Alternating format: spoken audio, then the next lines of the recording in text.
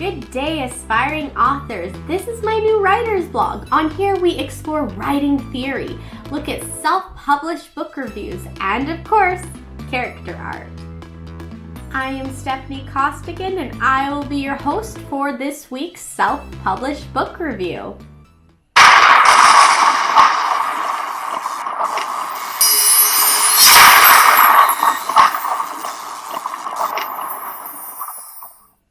Again, before I continue on, I want to first explain to you how I will go about conducting this book review. So the first star will be based off of detail and design. The second star will be based off of grammar and formatting. Third star, engagement and plot structure. Fourth star is target audience. And finally, the fifth star is based off of character growth and development.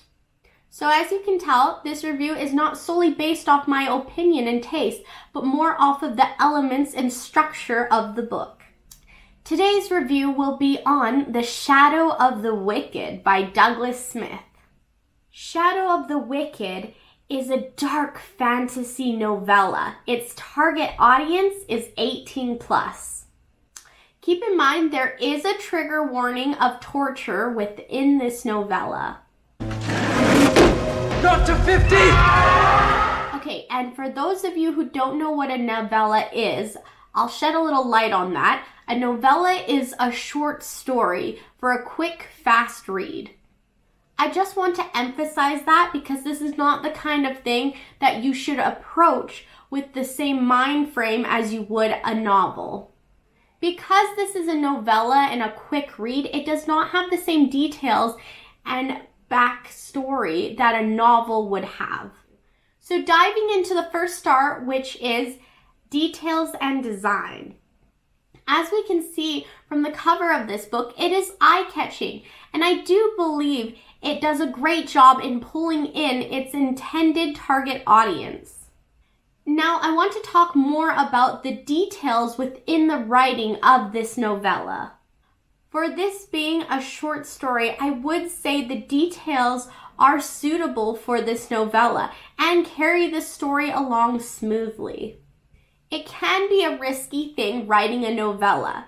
If you add too much details to the story, then the story soon turns into a novel instead of a novella. Add too little details, then the reader is not satisfied and thirsting for more details. Something that did kind of throw me off when I first started reading this novella was it felt like I just walked into the middle of a big conversation, and it had me questioning and wondering more of the backstory. Now, that is not necessarily a bad thing, because it motivated and captured my attention. It made me ask questions and want to know more.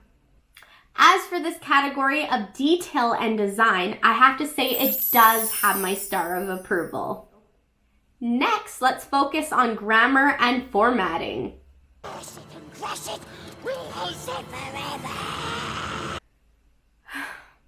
Here we go. Okay, but in all seriousness, the formatting of this book was quite nice and organized and so easy to navigate through.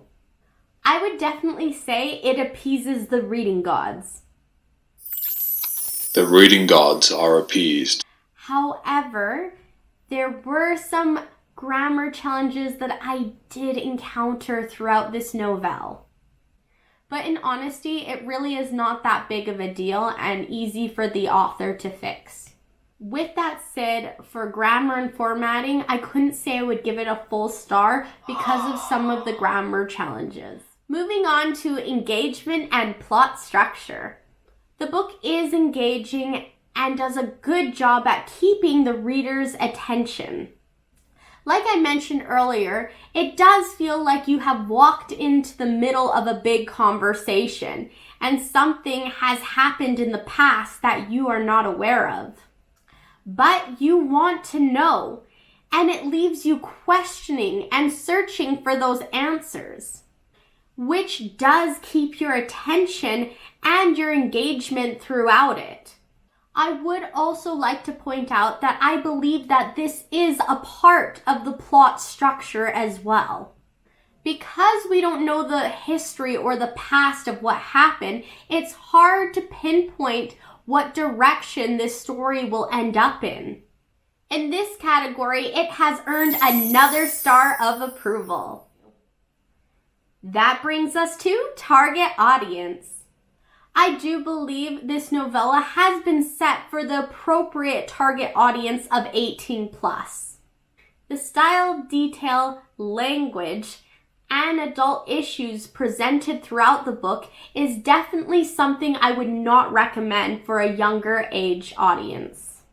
And in this particular category, we want to make sure this book attracts and is intended for the right appropriate audience. That's why in this category, I would give this book another star. That leaves us to character growth and development. This part is always challenging for me to do without giving away too much behind the story. I would say there is traumatic growth among the characters. We especially see that growth among the two protagonist twin brothers in this story. Point of view shift and characters grow and develop at a satisfying level.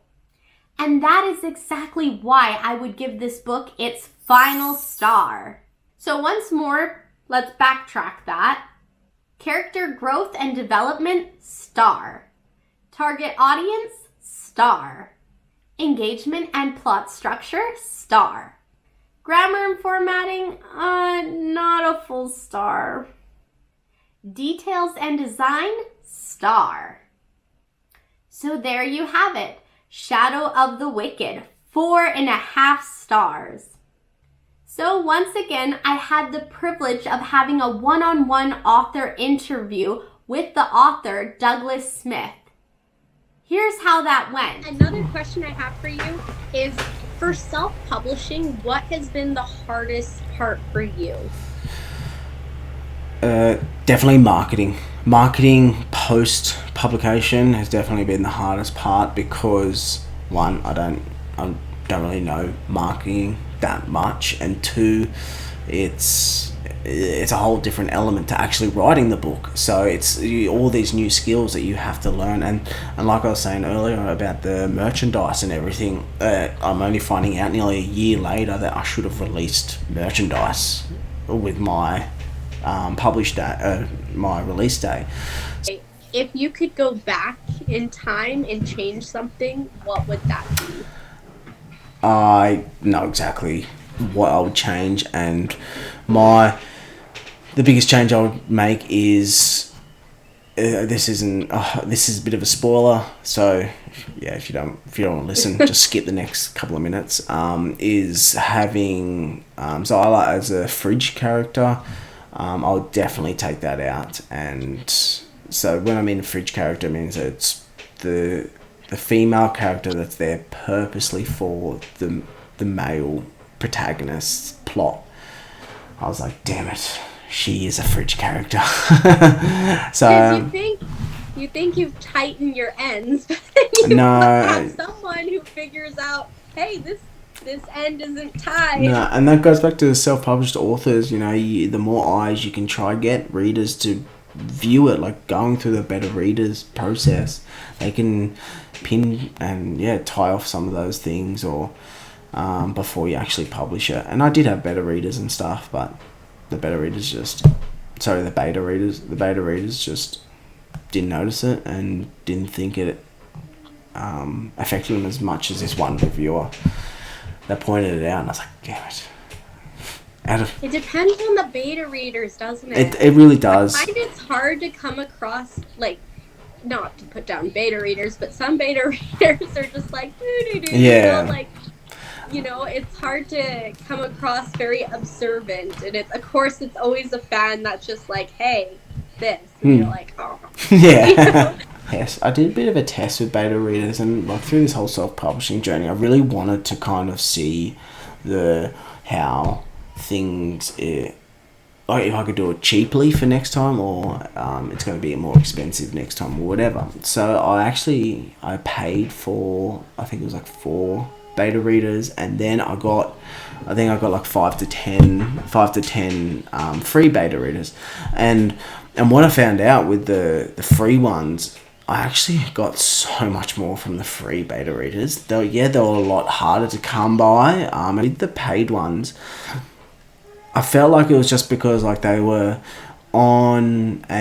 got paid when they returned their feedback, so they were going to produce that feedback quite fast and general, and it ended up being like a lot of general advice and pros and cons, and I felt like that, and that was one thing that I learned: beta readers.